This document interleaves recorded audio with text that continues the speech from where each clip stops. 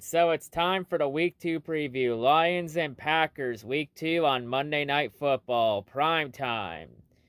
So, of course, for the Lions, their first Monday Night Football game in almost 2 years. And they're playing a division rival early in the year. So, of course, the Lions and Packers. So, of course, for Green Bay, this is their Packers home opener. And this is the Lions' first game on the road this year. And both teams enter this game 0-1.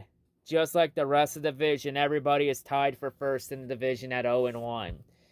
So yeah, there's a guarantee. So yeah, no matter, regardless of who wins, someone is guaranteed their first win of the season this Monday. Who will the football gods shine on the most, smile on the most? We'll have to see Monday night. But anyway, of course, for this game, Green Bay, of course, leads the all-time head-to-head series 104-72-7. And Green Bay has also won the last 4 meetings against Detroit. So yeah, Green Bay's had Detroit's number for quite a little bit. In terms of the key players on the Packers team, you know, of course that quarterback, of course you got Aaron Rodgers. And of course this way it's setting up this year, it's looking like this is going to be Aaron Rodgers' last year with the Packers. So for Green Bay, this year is their all-in year. It's either touch Super Bowl or bust for Green Bay. Especially if Aaron Rodgers is truly leaving the Packers at the end of the year, with the way the contract has now been restructured to where he can leave after 2022. So is this will Aaron Rodgers win a Super Bowl in his last year, or is this the closest thing we get to the last dance in the NFL? And of course, when Aaron Rodgers leaves, the Packers are going to be pretty screwed because the Packers are going to have to rebuild and retool everything starting next year. And it's going to be under QB Jordan Love. And how Love develops in this league, is yet to be seen. And of course, for the Packers, at running back, you got the duo of Aaron Jones and A.J. Dillon. And of course, Aaron Jones also coming off a career year last year with the Packers. And of course, the receiving core, you got, of course, Davante Adams, one of the top receivers in the league. And Davante could be also out the door if Aaron Rodgers is gone. And of course, the receiving core, you also got names like Allen Lazard, Marquez Valdes-Scantling. They even brought in the Packers even brought Randall Cobb back for Aaron's final year in Green Bay. So hey, look, we got some reunions here. Cobb is back. Oh boy. And of course, the tight end core, you got Robert Tonyan, who's coming off a breakout season last year with the Packers. And then the tight end core also contains the likes of Mercedes Lewis and Josiah DeGara. And of course, we all know DeGara. He's questionable for this game under concussion protocol. I expect he's going to be cleared in time for this game, especially with this game being a Monday night game. So I expect him to be playing. And of course, he's pretty versatile too. And of course, the defense for the Packers. Defense is anchored in the middle of the defensive line by the likes of Kenny Clark and Kingsley Keke. And of course, on the edge, you got the Smith brothers, Sedarius and Preston Smith. Linebacking core contains names like Chris Barnes, Kamal Martin, and Isaiah McDuffie. And of course, the secondary, you got Jair Alexander, who's coming off a breakout season last year. And you also got Kevin Kane on a 1-year deal. Hopefully he does, where the Packers are hoping he doesn't get his torch as bad as he did in the NFC title game against the Tom Brady Buccaneers. Or the Tampa Bay Tom Bradys. And then, of course, you also got the rookie corner out of Georgia, Eric Stokes. And you also got Darrell Savage in the secondary, who is questionable for this game with a shoulder injury. I imagine he's going to be fine. So, yeah, that's all the Packers' key players here. And, of course, for the coaching staff. Of course, the head coach, of course, is Matt LaFleur. And we're going to see for sure starting next year. Is it Aaron Rodgers responsible for Matt LaFleur's success? Or is it all Matt LaFleur?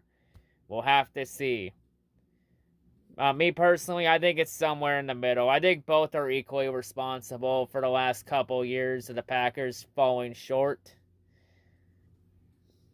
You know, we'll see for sure next year. And, of course, the offensive coordinator, you got Nathaniel Hackett. And, of course, the Packers got a new defensive coordinator named Joe Barry, who's pretty much a downgrade over Mike Pettine after Mike Pettine got fired after the Packers lost the NFC Championship game at home to the Tampa Bay Tom Brady's. And Tom Brady proved that he is the undisputed GOAT and not Aaron Rodgers. Hell, I don't know how the hell Aaron Rodgers even got in the NFL GOAT conversation in the first place. It was always Tom Brady. Aaron Rodgers couldn't even hold Tom Brady's fucking jockstrap if he could. So I'm not sure where the hell that talk came from. But anyway, back on topic. Joe Barry is a bit of a downgrade because in what Joe Barry's previous defenses, Joe Barry's previous defenses have been ranked either 28th or worse. Like the best defense he's ever had was ranked 28th. But maybe Joe Barry could finally have a defense ranked higher than that. Since Joe Barry is inheriting a top 10 defense from last year, since the Packers' defense was ranked 9th, as they were 7th against the pass and they were tied for 13th against the run. So the Packers' defense has had issues stopping the run. And the Packers' offense was a top 5 offense last year. 9th passing the ball. Despite Aaron Rodgers having an MVP season, they were still 9th passing the ball. And they were also 8th running the ball. So yeah, I think the big key here, if the Lions want to win this game, the big key here is run the ball. The best way to prevent Aaron Rodgers from doing any damage, because we all know what Aaron Rodgers can do against the Lions. We've all seen it before, from the Hail Mary to, you know, all kinds of other witchcraft and bullshit he pulls and dark magic bullshit he pulls. We all know what Aaron Rodgers can do against the Lions. So the best way to do it is run the ball. Keep Aaron Rodgers off the field for as humanly long as possible.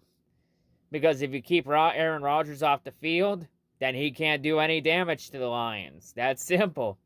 So just feed the ball to DeAndre Swift and Jamal Williams.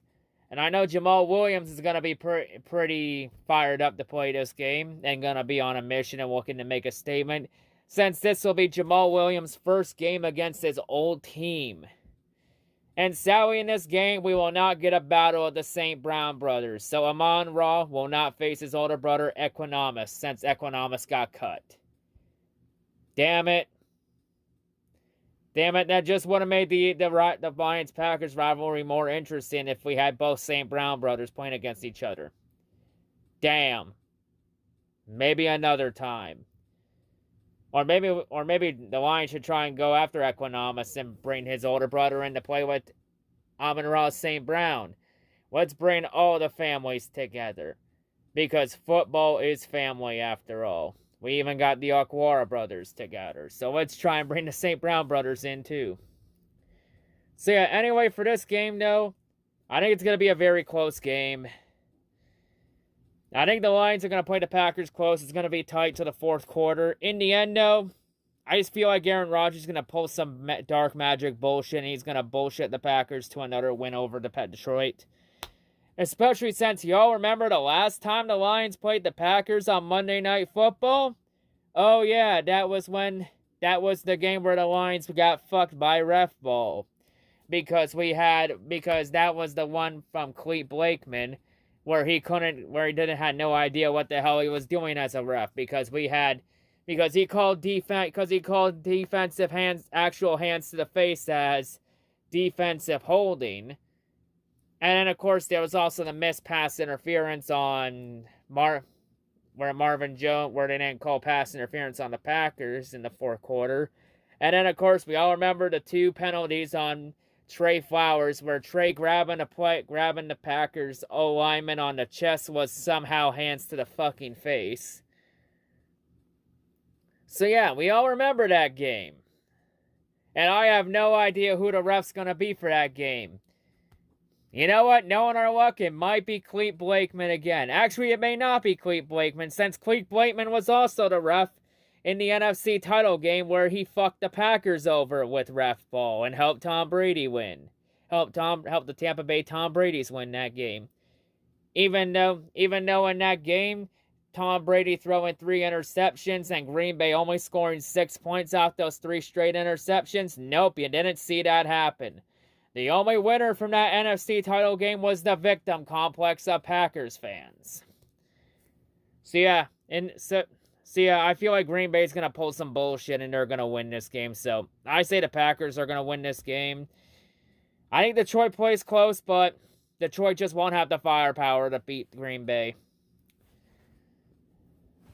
And if you're looking for my predictions for where Aaron Rodgers ends up next year, I'm predicting he goes to the Broncos.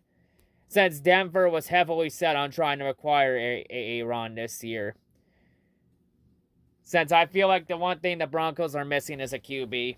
So I think the Broncos will try and make a run at Aaron in the offseason. So yeah, anyway, and also continuing on though, the one question I have is, will the Packers be banged up after this game, considering that the 49ers got pretty banged up after the Lions game last week? Like, just look at that list. Like, is this going to be a repeat of the Niners 2020 season all over again? Like, god damn it. Like, the Lions definitely bit off more than a few kneecaps in this game. Like, goddamn, can the 49ers have a fucking season where they can stay? Can they have more than one season of staying healthy? Jesus Christ. And of course, though, now the question is, when the Lions lose this game, will the Lions fans blame the refs? Or will they blame Dan Campbell? Or will they blame Jared Goff? They're gonna blame one of the three, that's for damn sure. But I know one thing for sure, all the Stafford haters in the fan base were pretty quiet after Stafford torched up the Bears like I said they would. I called it. I said Stafford was going to carve the Bears up on Sunday night. And look what he did. In fact, he even had a career-high rating, above 150. And note here, Stafford never had a QB rating higher than 150 with Detroit. And all the Stafford haters in the Lions fan base swore a solemn oath. You know, names of people like Man Beast Morris, people like Avery Giovanni, people like who else? East Warren LB, and pretty much everybody in Man Beast Morris's inner circle in the DVE. They all swore a solemn oath that Matt Stafford was the reason for Detroit not being able to win the past 12 years. And that Stafford was the reason why the Lions were losing. And not the front office not providing Stafford all the tools he needed to succeed. Well, these numbers here say otherwise. I think everybody knows that Stafford was never the reason the Lions were losing for 12 plus years. And it showed last Sunday night. As Stafford had pretty much a career game against the Rams, with the Rams against the Bears. And you know what? I enjoyed every second of it. Especially since it caused Judah Tribe to cry in his sleep again. So yeah, I enjoyed every second of that Sunday night game of Stafford torching the Care Bears up. And don't worry, the Stafford haters are going to get a good education in a couple weeks when the Lions take on the Rams and Stafford torches his old team apart, rips his old team apart. We all know that's coming. So yeah, and yeah, the Stafford haters were very quiet after that game last week. Or they all became Jared Goff haters. Take your pick, I guess. But yeah, and also I did hear, a little birdie did tell me something about him. Man Beast Morris said that if the Lions beat the Rams in Week 7, he's gonna open up a can of whoop ass on the Stafford fanboys, aka all the Stafford sexual Lions fans like me and many others. Well, Man Beast, you want the Stafford sexuals that bad? You're going through me to get them. You're not getting them easily. In fact, Man Beast, if you're man enough, I got a bet proposal for you for Week 7. No money, no food wasting, just a little pride and ego bet. And I'm not going to tell you that bet until we get to Week 7 in the Week 7 Lions-Rams preview. And I even have a special hate week designed for week 7. I'm going to do something in hate week that's never been done before. What is that I'm going to do?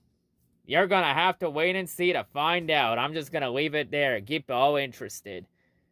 So yeah, now I'm going to make week 7 pretty interesting. So yeah, anyway, that wraps it up here for this preview. I think Green Bay wins this game. I think we'll further see that Stafford was never the problem this week. So yeah, who will the Lions fans blame this week for when they lose to Green Bay? Will it be Goff? Will it be Campbell?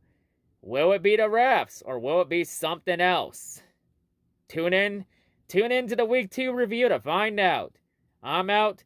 And oh, by the way, I did watch it. By the way, Ace Taker's back. That's right, Ace Taker is officially back. Link to his new channel is in the description down below. See you all later. Peace. And hail to Outsiders.